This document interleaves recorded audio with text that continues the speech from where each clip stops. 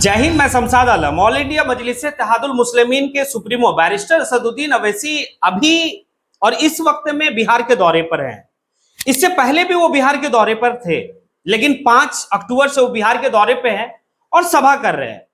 बहादुरगंज विधानसभा में इनकी सभा होती है और उस सभा से वो 4 गद्दारों को एक नहीं छोड़े वो, और उन गद्दार का जिक्र किए क्योंकि बहादुरगंज विधानसभा से पिछले बार 2020 में ऑल इंडिया मजलिस-ए-इत्तेहादुल मुस्लिमीन के कैंडिडेट ही जीते थे, जिसे लगभग 85,000 वोट मिला था, लेकिन वो गद्दार निकला। उसके ऊपर बैरिस्टर असदुद्दीन अवैसी साहब खुल के आने की भाई बात रखे और खुल के बरसे। आज इसके ऊपर बात करेंगे और साथ ही साथ ये भी समझेंगे कि 2025 का जो विधानसभा चुनाव होने वाली है, आखिर कैंडिडेट बहादुरगंज विधानसभा से कौन होंगे, ये समझेंगे। और साथ ही साथ ये भी देखेंगे कि बहादुरगंज विधानसभा से शर्जील इमाम भी चुनाव लड़ने वाले हैं। वही शर्जील इमाम के पिछले 2000 प्लस दिनों से भाई जेल की काल कोठरी में है। उनकी मां की भावुक पोस्ट भी है। शर्जील इमाम चुनाव लड़ रहे हैं। उनके जो छोटे भाई हैं मुजम्मिल इमाम, वो जो है कि भाई शर्जील इमाम के लिए कैंपेन बहादुरगंज विधानसभा में कर रहे हैं।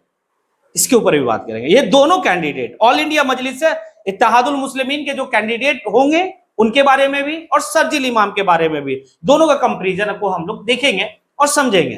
तो आप लोग वीडियो में अंत तक बने रहिए। चलिए चलते और सारी बात को विस्तार रूप से समझते हैं कि बैरिस्टर असदुद्दीन अवैसी साहब बिहार के दौरे पर है और बहादुरगंज विधानसभा में उनकी सभा होती है। तो वो 4 गद्दार कौन कौन थे और बहादुरगंज विधानसभा से पिछले टाइम में जो जीते थे वो कौन थे। तो दरअसल यहां पर यह देखा गया कि भाई 2020 का जब विधानसभा का चुनाव होता है, ऑल इंडिया मजलिस-ए-इत्तेहादुल मुस्लिमीन अपना कैंडिडेट एमडी अंजार नईमी को देता है और लगभग वो 85,000 वोट लाकर वो जीतते हैं। उसके बाद होता क्या है, ये अंजार साहब जो हैं भाई आरजेडी का दामन थाम लेते हैं, यानी कि आरजेडी के चौखट पे जाकर अपना ईमान को बेच दिया और बेचता है 6 करोड़ में। ये बैरिस्टर असदुद्दीन अवैसी साहब बहादुरगंज के विधानसभा से और वहां के सभा से लोगों को समझा रहे थे कि जो आपके वोट दिए थे, आप जो है कि अपनी बेशकीमती वोट जो है कि अंजर को आप दिए थे, लेकिन आपकी वोट का सौदा आरजेडी के दफ्तर में वो जाके कर दिया।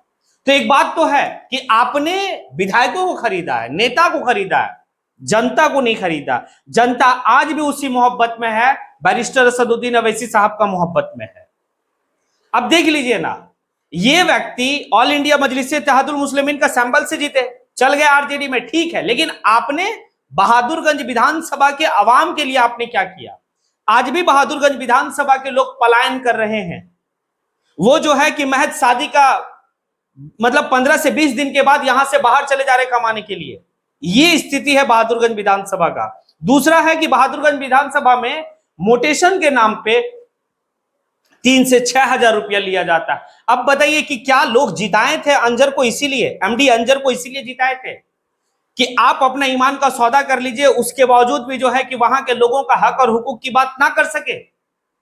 इसीलिए इस बार बैरिस्टर असदुद्दीन अवैसी साहब जिस कैंडिडेट को अपने पार्टी से सैंपल दे रहे हैं, उस कैंडिडेट का नाम है मोहम्मद तौसीफ आलम। अब तौसीफ आलम के बारे में भी थोड़ा सा आप लोग समझिए। तौसीफ आलम 2005 में भाई चुनाव लड़े कांग्रेस के टिकट पे, चुनाव जीत गए। 2015 में कांग्रेस के टिकट पे चुनाव लड़े तौसीफ आलम साहब, वो भी जीत गए। 2010 में भी चुनाव लड़े, वो भी जीत गए। भाई 5, 10, 15 कंटिन्यू 3 चुनाव वो जीते, कहा जाता 4 चुनाव जीते। लेकिन एक बात है, क्या वो 4 टाइम में बहादुरगंज विधानसभा में वो क्या किए, और क्या अभी जो अगर ऑल इंडिया मजलिस-ए-इत्तेहादुल मुस्लिमीन के टिकट से जीतेंगे तो क्या करेंगे? क्या तौसीफ आलम कांग्रेस में रह के बहादुरगंज विधानसभा का तस्वीर नहीं बदल पाया? और इसकी क्या गारंटी है कि ऑल इंडिया मजलिस-ए-इत्तेहादुल मुस्लिमीन के टिकट पे तौसीफ आलम साहब चुनाव जीत जाते तो भाई बहादुरगंज विधानसभा की तस्वीर बदलेगी? क्या गारंटी? तो चलिए आप लोग को समझाते हैं कि आखिर कैसे बदला जा सकता है। व्यक्ति वही है जो 4 टाइम रहा विधायक, लेकिन वहां की तस्वीर नहीं बदल सका। लेकिन यहां पर अगर ऑल इंडिया मजलिस-ए-इत्तेहादुल मुस्लिमीन के टिकट से अगर चुनाव जीतता है तो तस्वीर बदल सकता है। तो यहां पर समझने वाली बात यह है कि जब आप किसी नेशनल पार्टी या किसी ऐसे पार्टी से आप चुनाव लड़ते और जीतते हैं तो बात समझिएगा, विधानसभा में बात रखने से पहले आपको जो है कि अपने पार्टी के दफ्तर में जो है कि भाई देना होता है कि आज हम विधानसभा के पटल पे फलाने फलाने मुद्दे पे जो है कि भाई बात करने वाले हैं जी। अगर पार्टी आपको सहमति देता है कि हाँ ठीक है आप जो इस मुद्दे पे बात रख सकते हैं तो आप बात रखेंगे, अगर पार्टी नहीं बोल दिया तो आपको नहीं रखना, क्योंकि आप एक पार्टी का गुलाम बन के हैं। तो इसीलिए कहा यह जा सकता है मोहम्मद तौसीफ आलम जो है 4 टाइम का तो विधायक रहा लेकिन गुलाम विधायक था, वो आजाद नहीं था। अपने क्षेत्र के हक और हुकूक के लिए जो है कि भाई वो आवाज बुलंद विधानसभा में नहीं कर पा रहा था कि भाई शून्यकाल में कौन सी सब प्रश्न पूछनी है, तारांकित में कौन सी प्रश्न पूछनी है, ये सारी बात जो है कि वो नहीं कर पा रहा था, बेहतर तरीके से बंधा हुआ था। लेकिन अगर ऑल इंडिया मजलिस से इत्तेहादुल मुस्लिमीन से अगर वो संभल का से चुनाव जीतता है तो एक आजादी रहेगा, और आजादी रहेगा तो अपने लोगों के लिए, अपने कौम के लिए, अपने समाज के लिए, अपने क्षेत्र के लिए वो लड़ सकता है। जिस तरीके से अभी आप लोग देखें कि भाई अख्तरुल ईमान साहब जो है कि किस तरीके से अपने विधानसभा क्षेत्र के लिए वो लड़े, और भाई मतलब जितना उनका विधायक का फंड था उस फंड से भी कई गुना ज्यादा वो अपने विधानसभा क्षेत्र और अपने इलाके सीमांचल क्षेत्र में वो काम किए, क्योंकि वो खुला था, वो आजादी था। लेकिन यही अगर आरजेडी का अगर सैंबल से जीता हुआ होता, अगर वो कांग्रेस का सैंबल से जीता हुआ होता तो ये आजादी उनको नहीं मिलता, ये तय है, ये तय है, नहीं मिलता। तो हमें लगता है कि ऑल इंडिया मजलिस से इत्तेहादुल मुस्लिमीन एमडी तौसीफ आलम साहब को अगर टिकट दे रहे हैं तो यही सोच के कि आने वाले वक्त जो है उस वक्त में बहादुरगंज विधानसभा का तकदीर और तस्वीर दोनों बदलेगी। अब आगे देखिए यहां पर है बैरिस्टर असदुद्दीन अवैसी साहब उसी मंच से जो है कि उन गद्दारों को भी ललकारे कि तुम सोचा भी नहीं कि भाई कि हम अपना ईमान जो बेच रहे हैं वो आवाम क्या सोचेगा, जो आवाम एक एक आने के भूखे पेट रह के और जो है कि तुमको वोट दिया, तुम सोचा भी नहीं। आज सीमांचल क्षेत्र के मुसलमानों की स्थिति क्या है, ये बात किससे छिपा हुआ? अगर इंडिया में सबसे ज्यादा मुस्लिम अगर कहीं बद से बदतर जिंदगी बिता रहा तो वो सीमांचल क्षेत्र से बिता रहा, और उस हालत में अंजर साहब को जो है कि भाई चुनाव जिताए लोग, लेकिन आपने सौदा कर दिया। खैर इसका हिसाब 2025 का चुनाव में वहां का जनता देगी।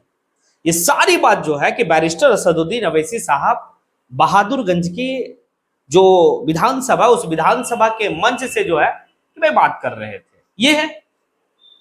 अब बैरिस्टर असदुद्दीन अवैसी साहब का कहते हैं कि भाई जितने भी आप लोग देख लीजिए, जितने भी समाज है, चाहे वो मतलब तेजस्वी यादव हो, या फिर आप उधर से देख लीजिए तो रामविलास पासवान का बेटा चिराग पासवान हो, सहनी हो, जितने भी इस तरह का लोग हैं भाई सब जो है कि नेता बने हैं। लेकिन अगर नेता नहीं बना है किसी समाज में तो वो है जो 19%, 19% जो है जिसकी आबादी है बिहार में, आने की ये समाज, इस समाज से अभी तक कोई नेता नहीं बना है। और अगर किसी को नेता बनाना भी है, अगर बनता भी है तो भाई लोग टांग पकड़ के खींचते हैं। आज देख लीजिए ना कि ऑल इंडिया में जो है कि एक नेता है मुस्लिम समाज के लिए, बैरिस्टर असदुद्दीन अवैसी साहब, लेकिन उनके बारे में लोगों का क्या है कि भाई बीजेपी का बी टीम है, बीजेपी का सी टीम है, बीजेपी का फलना है, देखना। ये बात बोलते बोलते तो बोलने वाला कौन है? बोलने वाला उसी समाज का लोग है, दूसरे समाज का नहीं है। वक्त है अगर आप जो है कि भाई चुनाव जीतते हैं और बेहतर करते हैं तो आपका रहनुमाई करने वाला रहनुमा रहेगा, वरना ऐसे ही दूसरे का झोला आपको ढोते जिंदगी बीतेगा। आप चलिए दूसरे पॉइंट पे बात करते हैं, वो है आपका शर्जील इमाम। शर्जील इमाम काफी इंटेलेक्चुअल व्यक्ति है, काफी पढ़ा लिखा इंसान है, लेकिन आप जानते हैं कि शर्जील इमाम पिछले 2000 दिनों से, 2000 प्लस दिनों से जेल के अंदर है जी। और शर्जील इमाम बहादुरगंज विधानसभा से चुनाव लड़ेंगे। उनके भाई जो है कि भाई कैंपेन कर रहे हैं, लेकिन तौसीफ आलम पता है क्या कहे? ये तौसीफ आलम को शोभा नहीं देता है कि आप शर्जील इमाम के लिए इस तरह का बात बोले।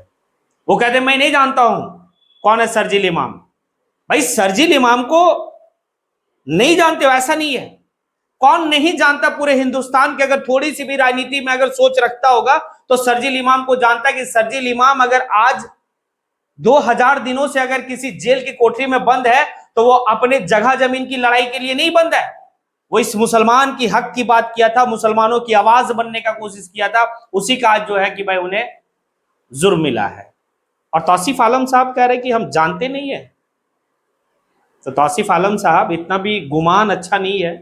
ठीक है, आप भी चुनाव लड़ रहे हैं, शर्जील इमाम भी चुनाव लड़ रहे हैं, कोई बात नहीं, सबको लड़ने का अपना अपना अधिकार है, लेकिन आप इस तरीके का बात शर्जील इमाम को लेकर नहीं बोलेंगे। शर्जील इमाम काफी ऊंचा चीज है, चुनाव हारना जीतना बहुत बड़ा मैटर नहीं होता है। अगर शर्जील इमाम वहां से चुनाव लड़ रहे हैं, ये काफी बेहतर सोच है, लेकिन यहाँ पर जो है कि आवाम के लिए एक दुविधा और एक जो है कि बातें हैं, क्योंकि उनकी माँ का और उसका भाई का एक पोस्ट काफी जो है कि सुर्खियों में रहा था कि मेरा बेटा इतने दिनों से जेल के अंदर में है और उसकी माँ कोई ऐसा दिन नहीं है जिस दिन वो रोती नहीं है, प्रत्येक दिन रोती है। भाई इंतजार करती कि आखिर मेरा बेटा का रिहाई कब होगा, मेरा बेटा का गुनाह क्या है जो आज तक जेल में सड़ रहा है।